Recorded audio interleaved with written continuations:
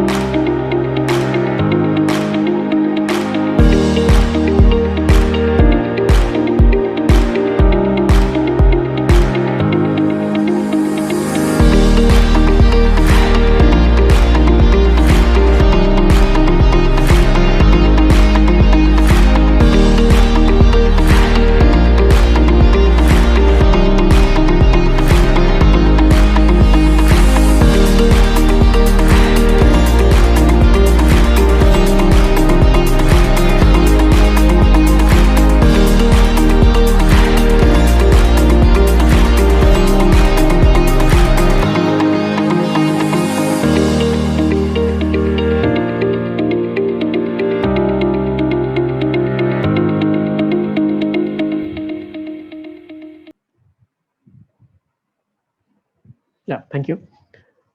Now, broadly, as we understand, CAMO is an integrated LMS and SAS platform. Now, when I say student information system, all the requirements that a student has throughout their life cycle, right from their lead management till a student becomes alumni, can be handled in the system. Likewise, talking about learning management, all the interaction that happens between a faculty and the student. It could be as small as automation of attendance to as big as faculty being able to do the whole assessment process online, being able to map it to different program educational objectives and program outcomes, be able to come out with different kinds of attainments or the possibilities. Talking about academic concepts, a unique USP that CAMU carries is the system is built in close association with academicians. Now, it could be any latest pedagogical approach like the flipped classrooms or the rubrics for formative assessment are very much taken care in the system. And likewise, the today's discussion would be around learning outcomes where you can define your program outcomes, map them to different direct and indirect assessments, come out with real-time attainment charts. All these are the possibilities. These are some of the amazing institutions that we are associated with across the globe. So we have De La Salle University, a 300-year-old university based out of Philippines. We have MUIS, based out of Singapore, and certain other names, that we are associated across the globe. And also talking about, there's a little about the technology deck. We are hosted in AWS, and then we use MongoDB for database management, Angular and Node for front ending. So, in terms of scalability, there's absolute no challenge. On the security front, we are ISO 27001 organization. Just to give you a broad functional overview, when I say student information system, all the components that are a part of SIS and multiple international and national accreditations that the system helps you to acquire.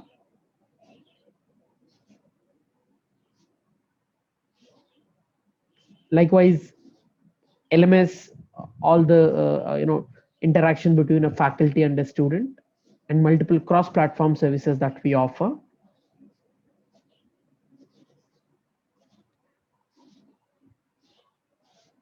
And then coming over to today's discussion of outcome-based education, conceptually, the idea of the differentiator between a traditional approach and an OBE is having dynamic approach towards these three things. It could be the curriculum design, it could be the curriculum delivery, and it could be the assessments, both direct and indirect. Now, as you see here, all of them are mutually connected and in a cyclic way. So whenever there is an attainment where I feel the attainment is low, I would go back and check, okay, was there an issue with the curriculum design, or should I update my curriculum accordingly, or should I update my way of delivery, right? Now, all these three aspects are very well taken care in the system. And one of the agenda of today's discussion is, if at all, the pandemic has forced us all to go for online assessments, how would I rank my online assessments, and how would I automatically be able to get attainments? So that would be the discussion. Some of the spider charts that have been taken out of the system. So let me directly take you into the product. I see that a few hands have been raised. Having a time constraint into the picture, we are just putting the questions towards the last. I'll try to use the last 10-15 minutes to take in all your questions. So I kindly request you to keep them in the Q&A, or you can put it there in the last 10 to 15 minutes. I request you to do that, please. So let me take you into the product and give you a live demonstration, right from your OB, being able to have or being able to design your different kinds of outcomes, being able to map it to different COs, and then also having how I map them in the online assessments, how the system will automatically prepare the papers. So let me take you there. These will be the objectives that we are going to cover today. So right from how online assessments can be mapped to the COE, being able to retain the integrity of examination by two ways. One is proctoring for high stake exams, and for your regular exams, maybe randomize your options, randomize the questions, have a time limit on the questions. All these can be done within the system. So, and also how the challenges of bandwidth and disruptions also can be taken care in the system.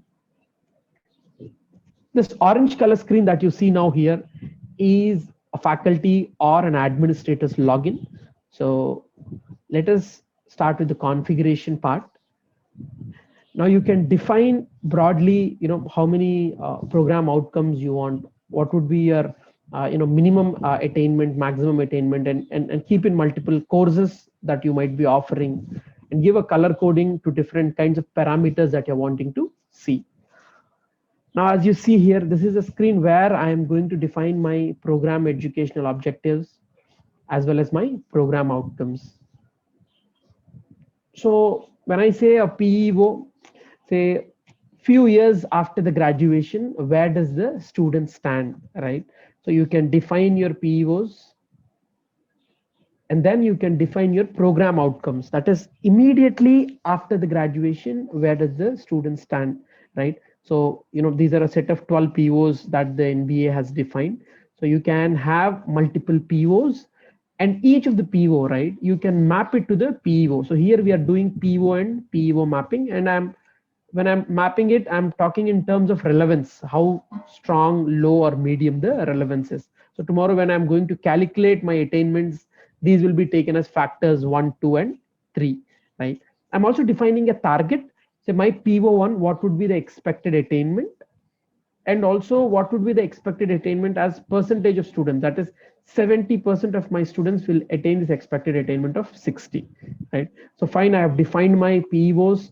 Then you can have course designers, that is who is going to take care of the course file, or who is going to take care of the, at a root level, the CO outcomes, right? So each of the courses, I can have a coordinator, I can have other faculty who are going to take that course. So mutually they will be creating a course outlay, where, as you see, at a grassroots level, this is a very critical activity for any accreditation process. So if you see, the system already has a definition where it knows what is the program, what are the prerequisites for the program, how many tutorial, practical, or lecture sessions, who is taking the course, what is the preamble, what is the syllabus, different kinds of textbooks, references, concept maps. All of these can be defined in the course outlay. Then comes your actual part of defining my course outcomes. So what we have previously done is my PEO and PO mapping at a program level. Now it could be like, say, BE computer science. Now in computer science, we are drilling down to a course. At a course level, I am defining things like, okay, where I have a course outcome. So for course randomized and approximation algorithms, I have multiple COs. Each CO, again, as you see here, I am mapping it to my POs, right? The CO PO mapping is being done, where I'm defining again each of the PO, the relevance to that particular CO, right? And also the expected attainment as percentage of students. These are the targets that I'm setting up for that particular CO. Fine, I'm done with my PO mapping. I've defined my COs. Now these COs, how am I going to relate them to my assessments? And how are these assessments going to be done online by the students? And how the evaluators are going to get the attainments directly out of the system. So let us cover that assessments part. Then we will come over to how the visibility will be there, how the outcomes can be seen. I'll take you to that part. Now, talking about assessments, within CAMU, we have a complete online assessment module where it can be objective kind of questions, it can be subjective. All of them can be mapped directly to the attainments. Now, if you see here, this is how I'm actually going to prepare a question bank, where you can be preparing multiple question banks across different courses, and again subtopics. And when you're wanting to actually prepare a question paper, you can mix match, take it from anywhere, and then system will automatically, because at a question level I'm mapping the COs. So let me show that to you. So as you see here, for the same course, if I see, this is how I'm actually going to prepare a question bank. So I'll name this question bank. For every question, you can map a complexity, so that tomorrow when I'm preparing, say, 15 questions out of a 1,000 question paper question bank, system will automatically tell me what is the overall complexity of the paper. Now the question could be an MCQ question, descriptive, or a fill up. And then you can have things like, equations within the questions, or attachment within the question. So any kind of questions practically can be taken care. Now we have two academic concepts here, rubrics and OBE. So today we'll stick on to the OBE, where after creating each question, right? Now every question I can map it to the Bloom's taxonomy level, where which domain it is. So in that domain, as you see, all these 3 knowledge levels are again having, 3 domains are having 6 different knowledge levels. So I can say at what level this is, right? Once I have defined my Bloom's taxonomy level for each of the question, I'm going to map it to my COs. Say when I say CO1, I know what that CO is. There are possibilities where one question can be mapping to multiple COs, right? So I can see what the CO is, and I can define weightage. Okay, this question has only 25% weightage to that. So it is the CO3 is more relevant for that particular question. So like this, I will be preparing my question bank. So every question that I'm going to define will be mapped to my Bloom's taxonomy and my CO. Now, once I have these things defined in the system, right, I can simply go and prepare a question paper. Now, preparing a question paper becomes a breeze because I know I have my question bank. I can select whichever I want. Now you see there's an option. So these are already prepared question papers. I have an option where I can manually generate it, or I can simply generate the paper. I can give a question paper code, give number of questions. I can also define how many MCQs, how many, and I can simply ask the system to prepare a paper for me. Or I'll just show you a manual generation where we are selecting a question bank. Say I want only MCQ questions. The moment I search in that question bank, all the MCQ questions are displayed here, right? Now out of which I can select any 2 I want, or I want to see only the fill-ups, or I want to see only descriptive questions, right? So thereby it will show me all the questions. So I can select any few questions out of it. Even before selecting the questions, if I would like to see more about what the question is or what the mapping is, which CO it is mapping, right? I can very much do it here itself, which level of Bloom's taxonomy. And once I have a paper, I can make changes. I can delete few questions, change the order. Now, if you see 5 questions, total marks, even the time is being displayed, and it is telling me the complexity is 4.2. So it is a moderately difficult paper. If the total complexity is 2.3, I would say it's a moderate paper.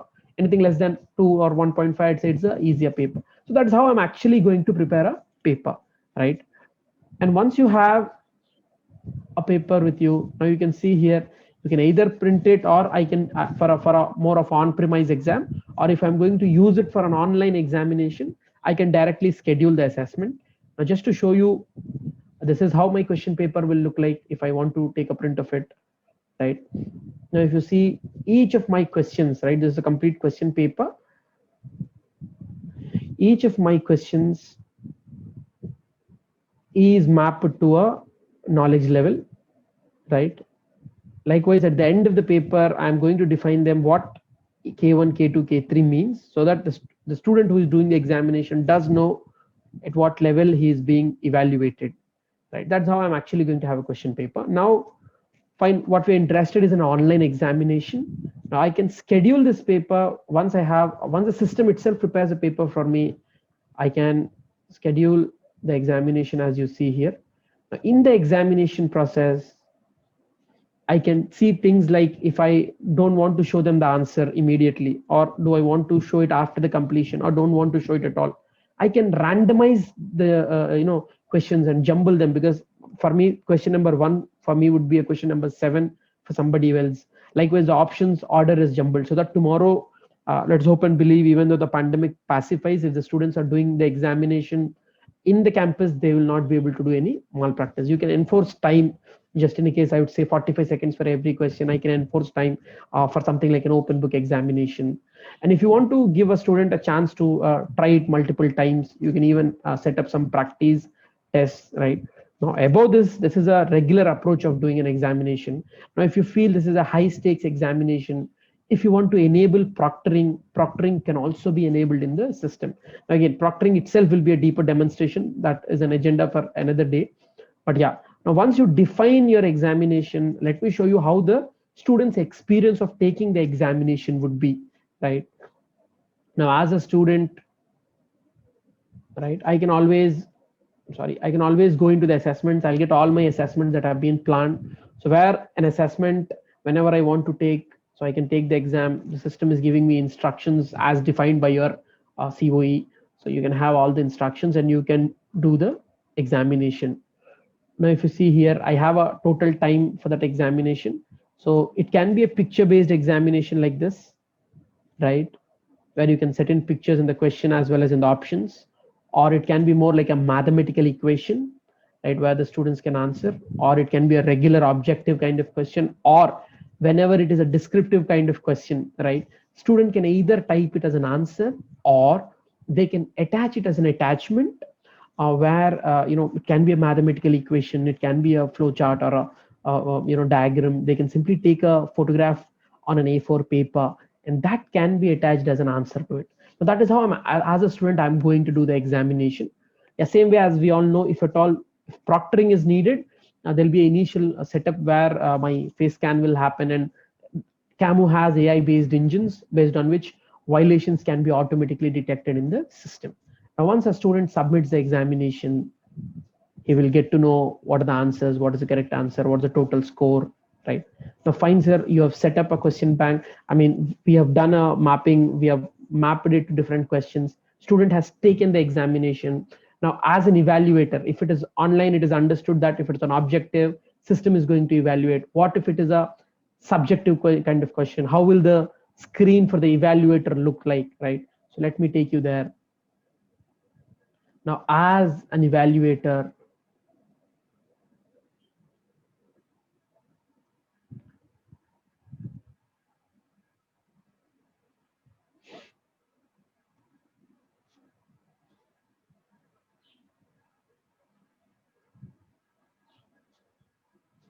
so these are all my examinations. So if I select any exam, when I want to enter the result, right, there are multiple ways of doing it. Now, if you see here, right, now I can enter the marks. For those of you who are little introduced to Camo, you know that we have given a flexibility where in the mobile itself faculty can enter the marks. But whenever it comes to more like OBE, where we are linking every question, so there are two ways of doing it. Where when it is online, I can always enter. This is how the evaluators screen will look like. Now, if you see, these are my list of students doing this MOS examination. So I can change my students. And if you see here, for a student Vani, I can evaluate the paper. Whenever it is objective, right, system will automatically correct. Whenever it is subjective, like this, say there's a illustration that the system is asking. So whatever attachment that the student does, right, the attachment will be reflected here. Students can down, faculty can down. This is a evaluator screen. Evaluator can download it and enter the marks, right? Now that is how I'm going to do the evaluation for descriptive. So if you see like this, whenever there's a descriptive question, once the student attaches the answer, that will be reflected here. And if you see there's an outcome option, now I can see in that particular question paper how many COs were defined, how many COs were mapped, and which CO was reflecting for how many marks can also be seen here. Now if you see, this attainment has automatically happening because each of the question is mapped to it. Fine, sir, this is how a evaluator screen looks like. Now I am more interested in how my attainments will actually look like, right? Now, as you see here, there are multiple dashboards that will not just, before we go to the actual attainment charts, as a COE, if I would like to have a control, I would like to see when the paper is being set, right? After it is set, I would like to see, okay, are all the marks, mapped? Are all the COs mapped? Is there anything left over? So that in order to double check that, we do have some screens that let me know, whenever any examination is defined, right? I can go and check that particular examination, is the mapping proper, right? If you see here, now the system is giving me, what it shows me in red is, that means the paper is not yet completely mapped. I can go and check, okay, why is it not mapped? If you see here, there are two papers in that, there's question paper 1, question paper 2 in a CNS examination, where I can see out of 50 marks, the total paper, only 26 marks have been mapped to some COs. Likewise, there are 5 COs out of which only 2 have been mapped. So I can map them, then this will get back into green. Then I can link the paper. Only then the examination will be conducted. So just to show you one more screen, if you see here, I have mapped, all the 50 marks. Likewise, I have mapped all the POs, and I can simply refresh the questions and I can link it, right? If you see the cancellation is done, now I've mapped the paper successfully. So that's how I'm going to map it. Once the mapping is done, I can have a complete evaluation where I can go and check, right? So if I want to see outcomes, the outcome can be checked. So as and how the exams are happening, they can be checked in real time, unlike in a manual process where we do it only at the end of the semester. In real time, you're able to get the outcomes. You can see the outcome at a broad course level or at a broader program level. Within a course, if you want to see it for a specific student, that also can be very much done in the system. Now, if you see here, so let us select any course. Now for this course, randomized applications of an algorithm, we are seeing a course outcomes. If you see the, let me explain this table and then we'll go to the chart. Now these are 6 COs that have been defined. Now say for example, CO6, if you see it is showing me in red because it is not attained. It will show me in green if it is attained. If it is almost close by, it will show me in amber. The column number 3 and 4 are my targets. That is for CO6. I wanted, at least 45 marks is my expected attainment. Likewise, in terms of students, I thought at least 40% of the students will reach this 45 marks as a attainment. Now, if you see here, the actual attainment is 43. The expected is 45. Likewise, in terms of expected of percentages, it is 25. Likewise, all the COs, you can see what CO we are talking about. Right now, the same thing if I want to show you in a bar chart, if you see here for the CO6, my expected attainment was 45. What I have reached is only 43. Same thing in terms of students. So the same graph, I can have it in terms of spider chart, where you can see here, I can start it with, okay, what is my course outcome attainment, right? I can start it with my expectation. So this is my expectation. Once the direct and indirect assessments are done, I'm able to see, okay, so there are areas like CO6 and CO. Yes. Sorry to bother. There is a question asking you to explain the attainment aspect one more time. Sure. Okay, can you just repeat that question? What is it? Attainment? Please explain the attainment aspect one more time. Okay. Maybe, we will hold, let me do it again, but we'll hold this question to the last 15 minutes. We'll give them a chance to speak. And because the question is not very specific. Yeah, no problem. Maybe as I go through the process, that may get, answered. Let me continue. As you see here, now you can have, expected attainments, and by overall spider chart, I can get to know where are the areas where, in terms of my students, I can, my COs are weaker, where I can, improve, right? Likewise, the same CO attainment, if I want to see it more specific to a student, right? I can see for a student Jasmine alone, how her COs have. Now this, she as a student has attained all the COs. Likewise, at a broad program level, if I'm interested to see for that program, all the program attainments, right? Now, I can see what was my expected attainment and what is my expected attainments in terms of percentage of students, right? I can have a complete understanding of my total program outcomes.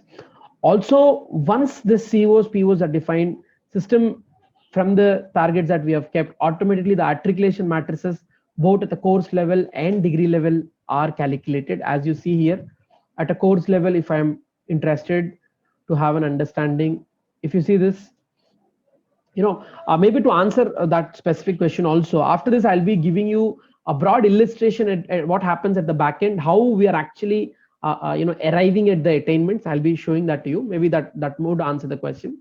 Now, as you see here, each of the courses, say for a randomized approximation algorithms for modern operating systems.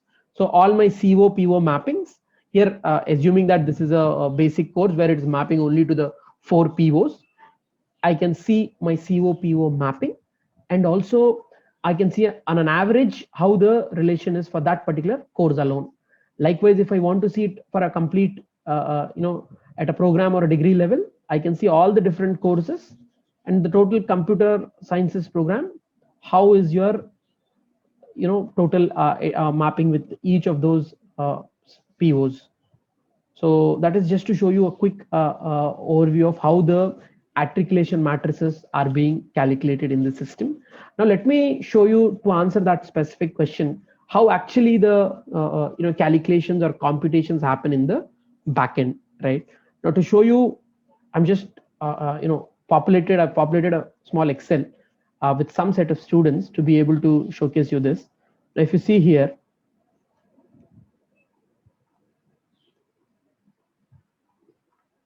now this is a calculation for one single student, right? Now to broadly give you, say I have done some assessments. So there are two internal assessments, maybe one end examination, and also indirect assessment for a feedback system, which I've considered as 2%. So let us say in this case, for an example, I've taken 98% as a direct assessment, 2% as an indirect assessment. You have a feasibility to define these percentages. Now let us assume that one particular examination internal has, say, 11 questions, each question to which CO you have mapped, and weightages, right? Say let us for understanding, let us say question 2, it is mapping to CO3 and 2. CO3 is more relevant, it is mapping it to it at 70%. CO2 it is mapping to 30%. Now the marks that can be given is, for that question, is 2. What is the student attained is 1.5 mark. Similarly, in order to calculate my CO, I am, if at all it is 2 marks, it should be 1.4 and 0.6. As this is 1.5 mark, students attainment is 1.05 and 0.45. Based on that, I have arrived at an outcome. If you see CO3 being more relevant, I've taken it 70. CO2 being less relevant, it has been taken 30. Accordingly, the marks have been considered, right? So likewise, all the COs here, I'm able to get my outcomes. Now we have wantedly not rounded it. We have rounded them towards the end. So, and also I'm converting it to a weightage of 24, because 24% is the weightage for that internal assessment.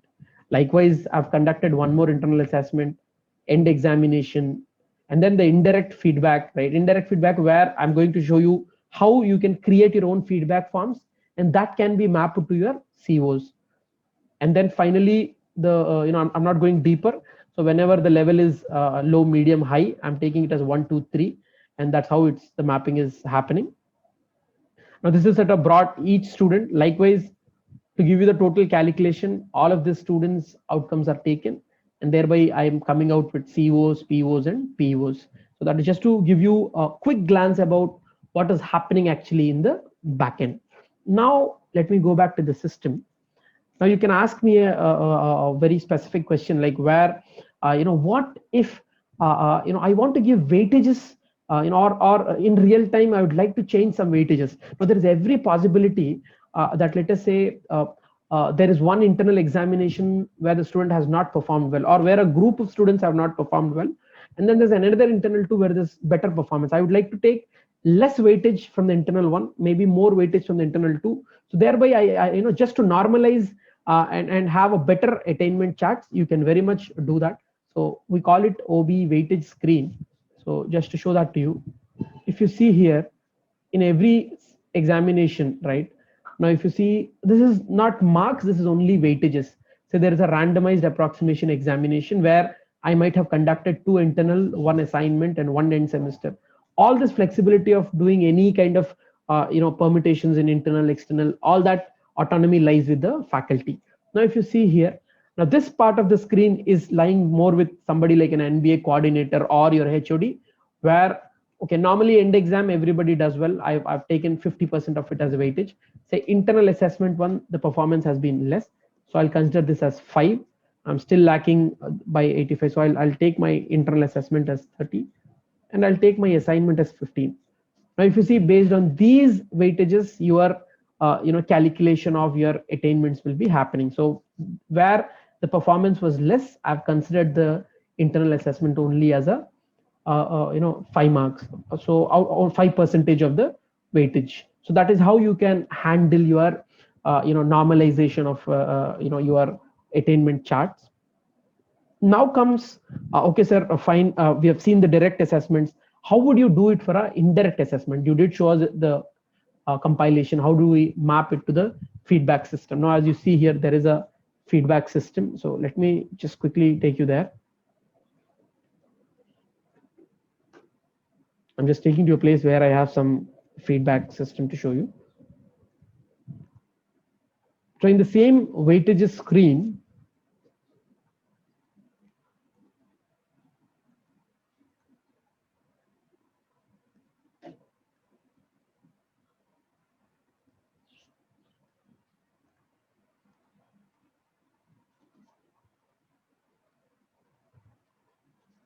so you can have multiple kind of feedback forms that you can create. Now, as a student, right, he can always get into the feedback system. So whenever he wants to give a feedback, he can give a feedback. So you can, all these attributes, right? So you can create these attributes. Say if I'm talking in more in terms of syllabus completion, if you see, this is showing me in terms of percentages. Likewise, if I'm talking more in terms of teachers preparation, it is giving me some terminology. So it can be a rating, it can be comments. So you can be taking different types of feedbacks, and this feedback forms can be directly linked to your OBE, right? If you see here, there are some 19 attributes in that feedback form. Now, what are these? Are all left side, or what you see are the attributes. Now, each of this, I am mapping it to my COs.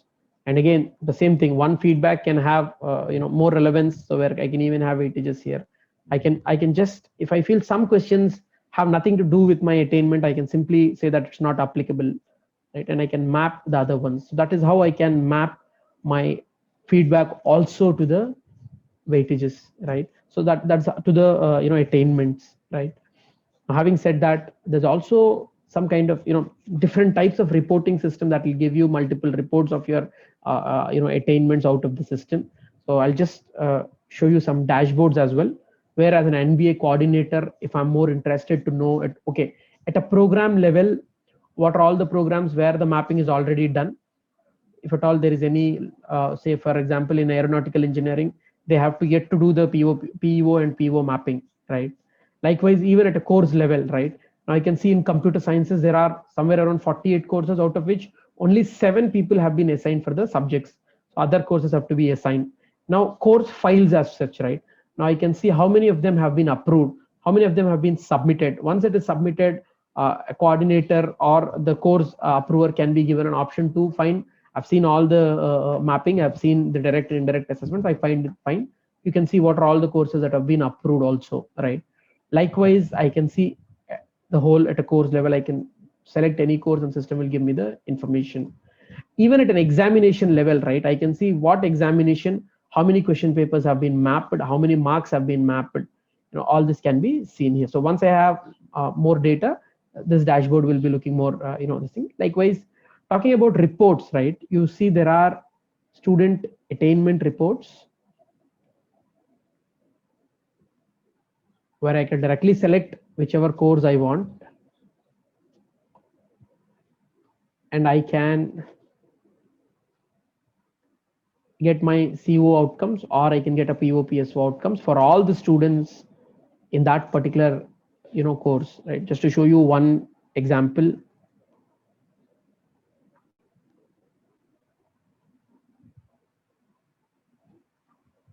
So you can see for that program of computer sciences, these are all my students and how my COs have been attained, each of the COs for every student, right? Likewise, even at an outlay list, there are various reports that can help you directly, populating this in your SARs.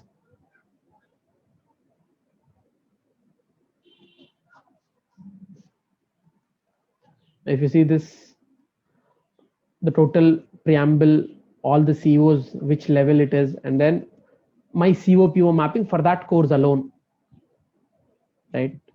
And also other things like how much I'm taking it, how much would be for the direct assessment, how much weightage I'm doing it, right? All this can be seen here. And this, if I'm not, I know it can be used in multiple criteria in the SAR. So yeah, conceptually, the whole idea is OBE itself is a deeper area, but I've just tried to quickly link it and show, to attain the objective of today's session, how I am going to, get the indirect assessments or the direct assessments and link it to online examinations, and thereby get automatically the attainments. So if you see here, broadly, the objective was to see how the online assessments are linked to OBE, which we showcased, and also how they are linked to the COE, as I showcased you, how the students' experience of doing the exam is and how the evaluator screens look like. And obviously, during the configuration, I told you how you can randomize the questions. Still, the balances of CO is maintained, because at the end, I can see which COs it is mapping. I want more questions to map to CO2 or CO3. That can be done. Likewise, integrity of examination by having jumbling the questions, jumbling the options, and then also proctoring for high stake examinations can be done in the system. I did show you some screens where you can enable the proctoring as such. And then the questions like how do you overcome bandwidth and disruptions in connectivity, which are meant to happen when students are doing the examination from their home. So we give the total policy making to the institutions that are associated with us. They feel that, okay, 15 minutes down the examination, student has rejoined the exam, that external time can be buffered for that student alone. Or if he feels that, if they are not joining after 15 minutes, they can ask because the system is robust. You can prepare another set of questions and then ask them to take it, repeat the examination. So you have that full flexibility, right? That is to give you that, okay, so certain objectives that we have set up for today's session, I believe we have achieved that. And I feel that there is a decent 15 minutes or so where we can do deeper discussions on the session that have been conducted. So I'd request Caroline to please shoot the questions that have been asked by multiple attendees. Yeah, thank you, Faiz. There is one question on, can the system provide moderation of paper/questions? Yeah. So can the system provide? So can we enable the audio for Mr. Johar, so that I'd like to get a little more specific about the question when they mean moderation at what level? Sir, MD Johar, thank you so much for joining the session. And can we please be a little more specific with the question? That will help me answer this. Yes, sir, you're audible. Go ahead, sir. All right. My question is about, before we can open the papers to the student, we need to prepare the question from the question bank. Or maybe the question, because a paper will have a set of questions. My concern is how you get this question is being audited and moderated according to the quality that we need to set up in order to attain the learning outcome, the PO, and also the CLO. So that's what I mean. So before we go into the mapping, we have to make sure that the rubric and the Bloom taxonomy match with the requirement of the CO and PO. So that's my issue. The thing is, what normally we practice is each lecturers or faculty will prepare us a paper with content of a set of questions. And this question will be passed over to another person to validate whether it's according to the outcomes and the syllabus. So if it's not, we'll be returned back to the question setter to do the modification and then come back to the committee to evaluate whether that paper can be accepted as an examination paper for the student in the particular exam. So that's what I mean. Great. Thank you so much, Johar. So, I mean, we very much have the capability, but I'd like to still show that to you. There are two, questions, that you have asked. First thing is, in terms of Bloom's taxonomy, there's absolute no challenge where you can completely define different domains of learning. And each of the domain, as you see here, we have, different levels of knowledge in each of these domains, right? Now at a question bank itself, right, whenever you are defining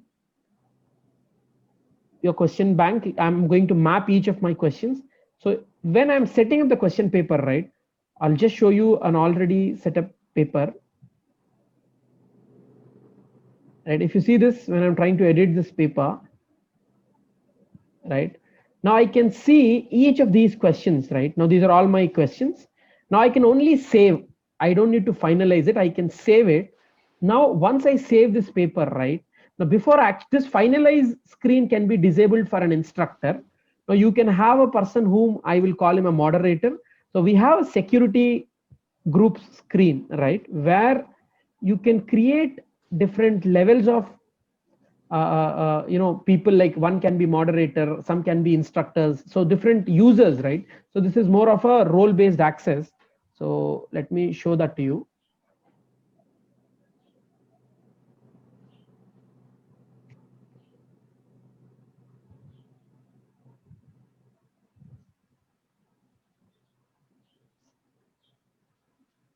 So you see there are different roles, right? Now there can be a COE, or I will call him an exam moderator. And for that person alone, now if you see there are 525 features in the system, right? Now you can add any features, remove any features. So based on the role hierarchy, you can define the access. Now for your specific requirement, what we would do is, in this question bank, once the instructor prepares it, he can only save it. The save and finalize will lie in the hands of a moderator who will come. He will see, okay, what is the question about? He can see the questions. He will see, okay, which COs are mapped. He can delete some questions, or he can, make any change in the order. Only then he is going to finalize. So the moderator has option to finalize the paper.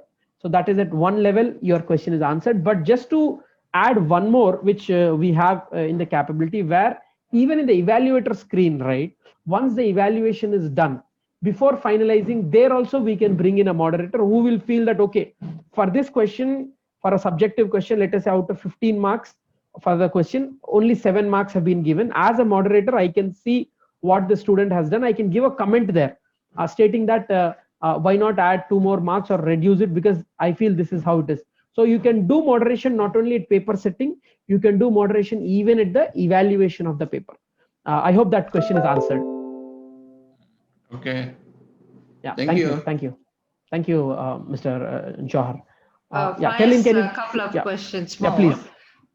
Can a course be delivered by more than one instructor? There is a second, the B question, another question related to this is, if yes, how do we compare outcomes of different instructors? Yeah, I think Ms. Nafiz has asked this question. Yeah. So as you see here in the system, you have an option where, when I'm defining a single course, right? Now, if you see this, a randomized algorithm is a single course, but there are multiple people doing the same course, right? Among these, one of them can be a course coordinator.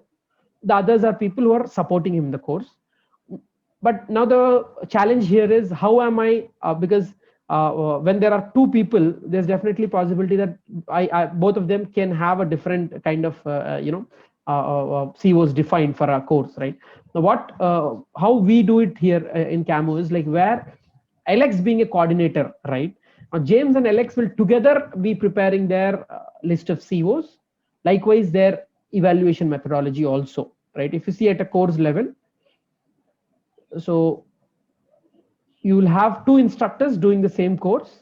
And when you're defining your course outcome, when you're doing your assessment pattern, so both of you together will be defining the assessment patterns and outcomes. And the final submission part, right, when I'm taking it to an approver, right, so you are whoever the coordinator is, they will look at how the definition, how the outcome, and how assessment is. And then let us say here Dr. Nitin is an approver, I can give a comment that these can be improved, or I can simply approve it, right? So that is how the whole approval of the process happens. But to answer the questions very specifically, yes, there can be multiple people offering the same course, but we would request them to have a aligned CO definition and assessment patterns.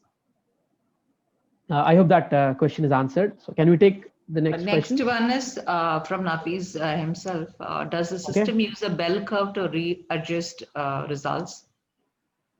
That is exactly why I have shown you the weightage screen, right?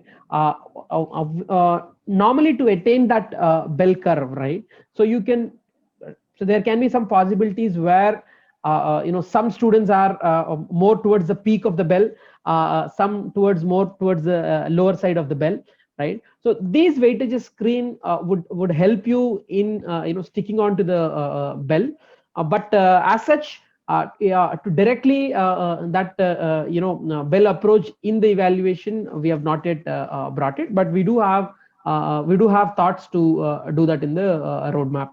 But this weightage screen will definitely work as a workaround for you to see that my scores are normalized and I'm trying to stay in that bell curve for my students.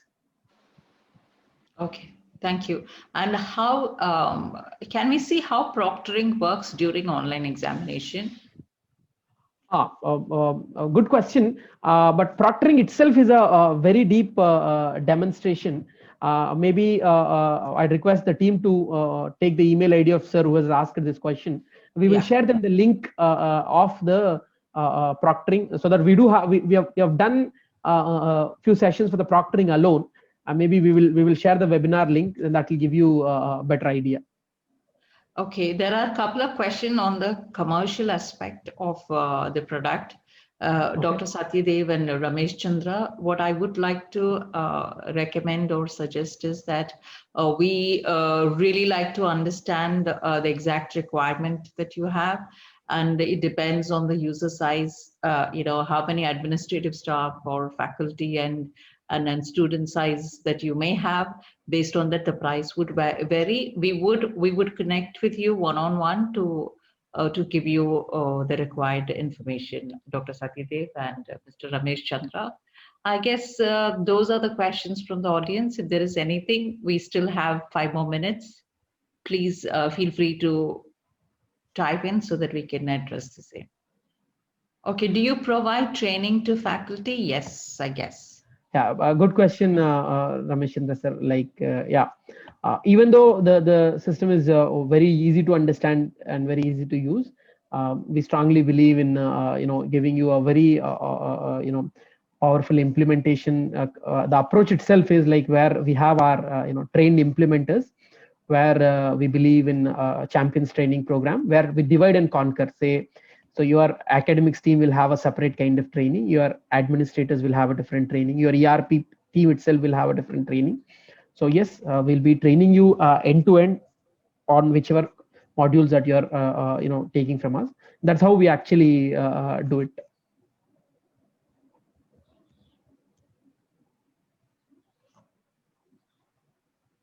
Okay, that's it for now, I guess. Sure.